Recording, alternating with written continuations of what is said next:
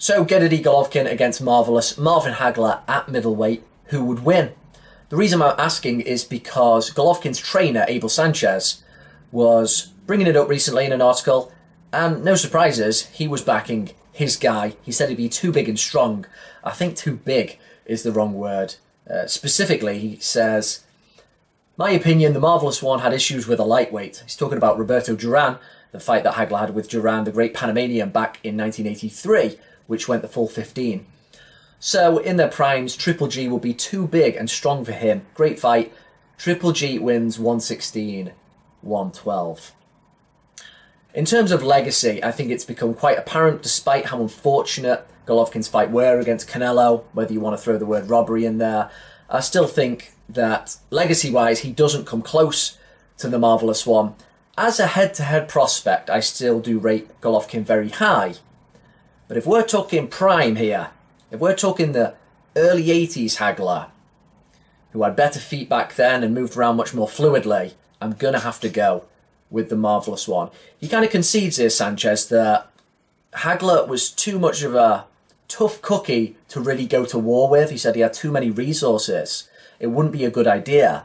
But if Golovkin hopes to win a boxing match with Hagler, who I believe had longer arms, was great from the southpaw stance, had a really great way of spearing you. He really leapt into his shots. Very competent boxer. If the only bit of Marvellous Marvin Hagler you've seen is him burning after Tommy Hearns in 85, when he was already kind of slowing down, ironically, at that point, and had problems with his back, then you have not seen the real smooth operator that Hagler was earlier on in his career.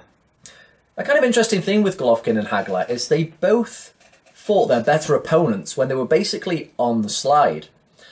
Now, Hagler had been a professional for a long time before he got his world title shot, before he absolutely battered Alan Minter in 1980. So he'd already had quite a lot of miles on the clock. And it wasn't really until from Duran onwards when he fought his really celebrated opponents.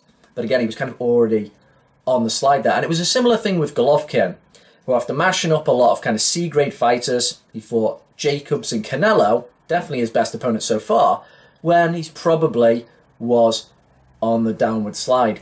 The difference, I would say, though, if you're going to match these guys prime for prime, is Hagler seemed to lose quite a bit of speed once he got older. Hagler was really fluid in those early 80s days, and I think a lot of it was to do with, yeah, he had a problem with his back. He'd fought so many times. He had something like, was it about 60 fights, Hagler? Tough fights we're talking here, fighting the likes of Bad Benny Briscoe before he got that world title shot. I know Golovkin had a very long amateur career, but he probably didn't have the miles on the clock that Hagler did by the time they got to their world title fight.